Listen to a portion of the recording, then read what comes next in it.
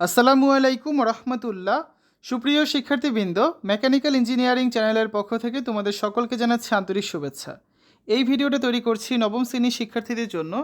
2025 সালের নবম শ্রেণীর গণিত বইয়ের প্রথম অধ্যায় বাস্তব সংখ্যা এর 13 নম্বর পর্বে আজকে আমরা দেখব অনুশীলনী একের 20 পৃষ্ঠার সৃজনশীল প্রশ্ন এবং সরলের সমাধান। এটা হচ্ছে তোমাদের অনুশীলনী একের শেষ পর্ব, ঠিক আছে? এই ভিডিওর ডিসক্রিপশনে এবং পিন কমেন্টে প্লেলিস্টের লিঙ্ক দেওয়া আছে, সেখান থেকে তোমাদের যার যে বিষয়ের ভিডিও দরকার খুব সহজেই তোমরা দেখে নিতে পারবে। অনুশীলনী এক, আমরা অনুশীলনী একের 1 থেকে শুরু করে একেবারে হচ্ছে 21 নাম্বার পর্যন্ত এই সমাধানগুলো সব করে ফেলেছি। আজকের এই ভিডিওতে আমরা 22 এবং 23 নাম্বারের প্রশ্নগুলোর সমাধান করব। প্রথমে দেখব 22 নাম্বারের সৃজনশীল প্রশ্ন। উদ্দীপকে বলা আছে √5 এবং 4 দুইটি বাস্তব সংখ্যা। ক নম্বরে আছে কোনটি মূলদ ও কোনটি অমূলদ নির্দেশ করো। খ নম্বরে আছে √5 এবং 4 এর মধ্যে দুটি অমূলদ সংখ্যা নির্ণয় করো। আর গ নম্বরে আছে প্রমাণ করো যে √5 একটি অমূলদ সংখ্যা, ঠিক আছে? তো আসলে একটা একটা করে সবগুলো সমাধান করি। প্রথমে ক নাম্বারটা, যে কোনটি মূলদ এবং কোনটি অমূলদ সেটা হচ্ছে আমাদের নির্দেশ করতে হবে। দেখো, যেহেতু 5 কোনো পূর্ণবর্গ সংখ্যা নয়, তার মানে √5 সংখ্যাটি হচ্ছে অমূলদ। আবার 4 একটা পূর্ণ সংখ্যা, মানে পূর্ণ বর্গ সংখ্যা, এটা হবে আমরা পূর্ণ সংখ্যা হবে না, লিখে দিচ্ছি, এটা হচ্ছে পূর্ণ বর্গ সংখ্যা, ঠিক আছে? তো পূর্ণ সংখ্যা লিখো না, পূর্ণ বর্গ সংখ্যা লিখো। যেহেতু 4 একটা পূর্ণবর্গ সংখ্যা, কারণ আমরা যদি √4 করি আমরা কত পাচ্ছি? 2 পাচ্ছি। তার মানে 4 সংখ্যাটা হচ্ছে মূলদ সংখ্যা। ক্লিয়ার? এবার আসো খ নাম্বারটা, √5 এবং 4 এর মধ্যে দুইটি অমূলদ সংখ্যা নির্ণয় করো। তারপর দেখো, তুমি যদি এখানে পূর্ণ সংখ্যা লেখো সেটাও হবে, কোনো সমস্যা নেই। পূর্ণবর্গ লিখতে হবে এমন কোনো কথা না, ওকে? পূর্ণবর্গ যদি লেখো সেটাও হবে, কেন সেটা বুঝিয়ে দিলাম। যদি এখানে থাকতো যে √5 এবং √4 দুইটি বাস্তব সংখ্যা, তখন কিন্তু √4 একটা মূলদ সংখ্যাই হতো। কেন হতো সেটার কারণ হচ্ছে এই যে এটা, ঠিক আছে? খ নম্বরে আছে √5 এবং 4 এর মধ্যে দুটি অমূলদ সংখ্যা নির্ণয় করো। এখানে √5 মানে হচ্ছে কত? 2.236067 ডট ডট ডট ডট। আমরা মনে করি এর সমান হচ্ছে 2.40 400 4300 4 সামথিং। বি সমান ধরলাম 2.50 500 5300 5 ডট ডট ডট ডট। স্পষ্টতই এ ও বি দুটি বাস্তব সংখ্যা এবং উভয়ই √5 অপেক্ষা বড় এবং 4 অপেক্ষা ছোট, ঠিক আছে? দেখো, 2.23 থেকে বড়ই তো নিয়েছি আমরা, তো এরকম অসংখ্য সংখ্যায় তুমি নিতে পারো যে কোনোটা। অর্থাৎ √5 এর থেকে এ বড়, আবার এ হচ্ছে 4 এর থেকে ছোট, এবং √5 এর থেকে বি বড়, কিন্তু বি হচ্ছে 4 এর থেকে ছোট। আবার এ ও বিকে কিন্তু ভগ্নাংশ আকারে প্রকাশ করা যায় না। তার মানে এ ও বি নির্ণয় সংখ্যাদ্বয় যে কোনো, যেখানে উভয় সংখ্যাই হচ্ছে অমূলদ। বিশেষ দ্রষ্টব্যভাবে অসংখ্য অমূলদ সংখ্যা পাওয়া যাবে, তোমাদের যে এই দুইটাই লিখতে হবে এমন কোনো কথা কিন্তু নেই, ঠিক আছে? গ নাম্বার, প্রমাণ করো যে √5 একটি মূলদ সংখ্যা। আমরা প্রমাণটা দেখি। ধরি √5 একটি মূলদ সংখ্যা, তাহলে এমন দুইটি পরস্পর সহমৌলিক স্বাভাবিক সংখ্যা পি কিউ গ্রেটার দেন 1 থাকবে, যেখানে √5 সমান কী হবে? তাহলে p/q আকারের সংখ্যা হবে। তার মানে p/q লিখতে পারবো আমরা। যদি উভয় পাশে বর্গ করি, রুট আর স্কোয়ার কাটা যায়, থাকে কত? 5। ডান পাশে হবে p²/q²। যদি উভয় পক্ষকে আমরা কিউ দ্বারা গুণ করি, বাম দিকে হচ্ছে 5q আর ডান দিকে দেখো আগে ছিল কত? p²/q² ছিল, গুণ করবো কিউ দ্বারা, এই একটা কিউ কাটা যাবে, থাকবে কত? এখানে একটা কিউ। তার মানে p²/q কিন্তু থাকবে, ঠিক আছে? স্পষ্টতই 5q হচ্ছে যে কোনো পূর্ণ সংখ্যা, কিন্তু p²/q কিন্তু পূর্ণ সংখ্যা নয়, কারণ p আর q স্বাভাবিক সংখ্যা এবং এরা পরস্পর সহমৌলিক, এবং কিউর মান হচ্ছে 1 এর থেকে বড় হবে। তার মানে 5q এবং p²/q কখনোই সমান হতে পারে না। অর্থাৎ আমরা কি বলতে পারি? 5q does not equal to p²/q। এখন 5q যদি p²/q সমান না হয়, তার মানে তো এই যে √5 ও p/q আকারের মতো হবে না। তাহলে √5কে p/q আকারে প্রকাশ করা যাবে না, অর্থাৎ √5 সমান ডাজ নট ইকুয়াল p/q লেখা যায়, ঠিক আছে? অতএব √5 যেহেতু একটা মূলদ সংখ্যা না, তার মানে √5 একটি অমূলদ সংখ্যা, প্রমাণিত। এই পর্যায়ে দুটো সরলের সমাধান দেখব। প্রথমে দেখো ক নম্বরে আছে কি?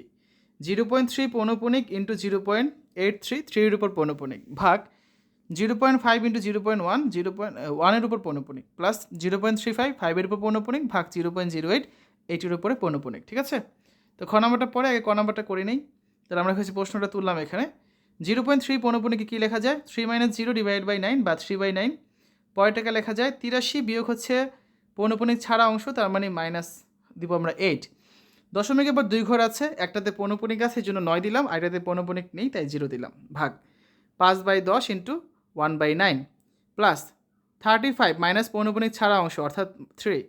দশমিকের পর 2 ঘর আছে, একটাই পৌনঃপুনিক তাই 9, আরেকটাই পৌনঃপুনিক নাই তাই হচ্ছে 0। ভাগ সেম কাহিনী, নিচে 90 হবে, উপরে কত 8 - 0, ঠিক আছে। তাহলে কত পাচ্ছি দেখো, 3/9, 83 থেকে 8 বিয়োগ করলে থাকে 75, 75/90 ভাগ 5/9 প্লাস 32 থেকে 3 বিয়োগ করলে থাকে 35 থেকে 3 বিয়োগ করলে থাকে 32, 32/90 ভাগ 8/90। তাহলে এখানে দেখো আমরা যদি কাটাকাটি করি, কাটাকাটি করলে কি থাকে, এখানে কাটাকাটি করলে থাকবে 15 দ্বারা কাটলে উপরে 5, নিচে 15 দ্বারা কাটলে থাকবে 6। আরও কাটাকাটি চায়, 3 একে 3 আর 6 দ্বারা কাটলে 3 দ্বারা কাটলে 2, তাহলে উপরে থাকছে 5, নিচে হচ্ছে 9 দুগুণা 18 ভাগ ভাগ এখানে আমরা 5 দ্বারা কাটাকাটি করলে উপরে থাকবে 1, নিচে থাকবে কত 18, তাহলে 1/18 যোগ 32/90 ভাগ 8/90। তাহলে ভাগগুলোকে আমরা সব গুণ করে দিব, তাহলে কি লেখা যায় 5/18, এটা উল্টে যাবে, গুণ হবে 18/1 যোগ 32/90, এটা হচ্ছে উল্টে যাবে, গুণ হবে 90/8।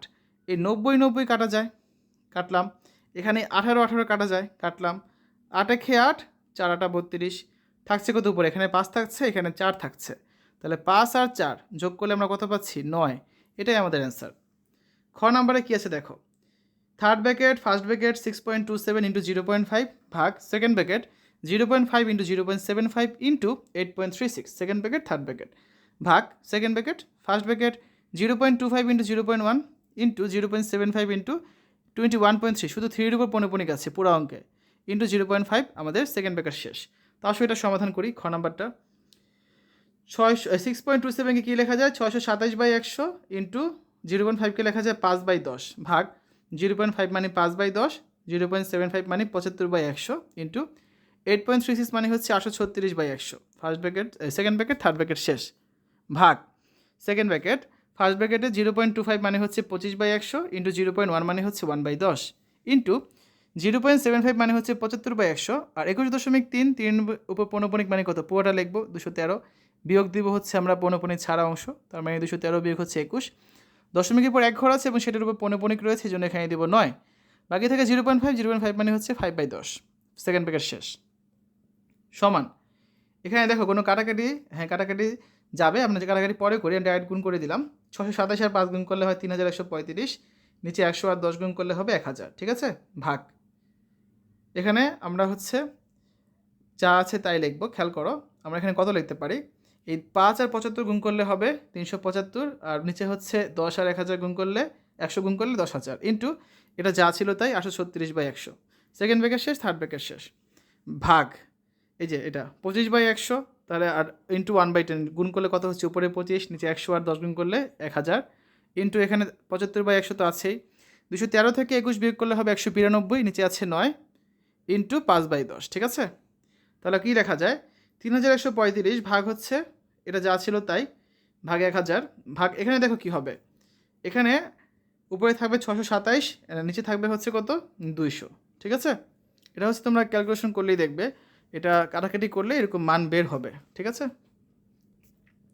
তারপর আমাদের থার্ড ব্র্যাকেট শেষ ভাগ এখানে থাকছে কত 1/5, 1/5 কীভাবে থাকবে আমরা একটু কাটাকাটি করে দেখাই নাকি, কি বলো দেখো, 3 দ্বারা 25 দ্বারা কাটলে এখানে থাকবে হচ্ছে আমাদের 3, 25 দ্বারা কাটলে এখানে থাকবে 4 গেল। আর কাটাকাটি যায় কোথায়, 4 দ্বারা কাটলে 192কে থাকবে হচ্ছে 4 দ্বারা যদি আমরা কাটি 48 থাকবে, আর এখানে 4 দ্বারা কাটলে 1, 4-এর হিসাব শেষ। আরও কাটাকাটি যায়, 25 দ্বারা কাটলে থাকবে 1, 25 দ্বারা কাটলে এখানে থাকবে 40, তারপরে এই দেখো 5 1 5 আর 5 দ্বারা কাটা থাকবে এখানে 8, ঠিক আছে। তারপর 48কে 8 দ্বারা কাটলে 6, 8কে 8 দ্বারা কাটলে 1, আরও কাটাকাটি যায়, 6কে 3 দ্বারা কাটলে 2 আর 9কে 3 দ্বারা কাটলে 3, এই 3 কাটা গেল, থাকছে কত উপরে আমি যা দেখছি 2কে 2 দ্বারা কাটলে 1, 10কে 2 দ্বারা কাটলে থাকবে 5, কিছুই নাই, শুধু একটা 5 অবশিষ্ট রয়েছে, তার মানে 1/5, এই যে 1/5, ঠিক আছে। বাম দিকেরটাও কিন্তু এভাবে করে কাটাকাটি করে আমরা 627/200 পেয়েছি, তোমরা একটু এখানে কাটাকাটি করে দেখবে, এটাই বের হবে, ঠিক আছে।